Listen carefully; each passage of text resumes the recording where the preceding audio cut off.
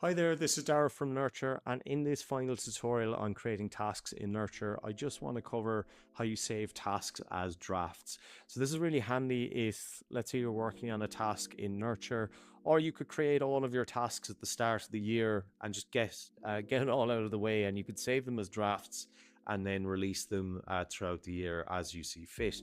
So with this, if you're not ready to assign it to students or schedule it to students, you can simply just save a task as a draft, okay? And when you save it as a draft, it will appear at the top here in your drafts list.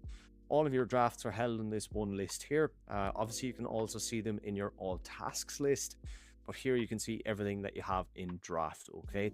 And at any point, I can go back in, I can edit that, I can make any changes I want even further. For instance, I just remove that the heading there. And if I save this, it's just save that change. If I go back in, that change has been saved. So you can make your amendments as you see fit and save it as a draft. The other thing we do as well is each time you actually go to create a task, okay?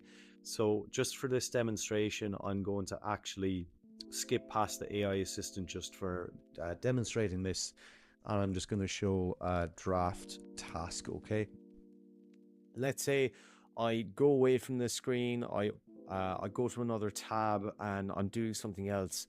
And let's say the Nurture app has actually timed out and it has, in past times with Nurture, it might have actually lost some of that progress. Every time you essentially make a change on a task, we update the draft of it, okay?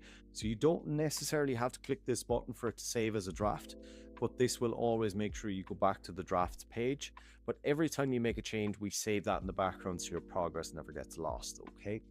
So that is everything you should need to know about draft tasks. If you have any questions, please feel free to reach out, and I'll see you in the next tutorial. But that should be everything you need to know for now about creating tasks in Nurture.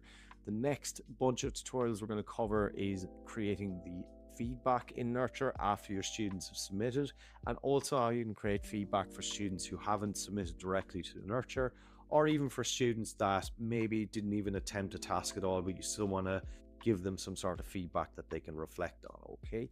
So like I say, I'll see you in the next tutorial, and if you have any questions, please reach out to us.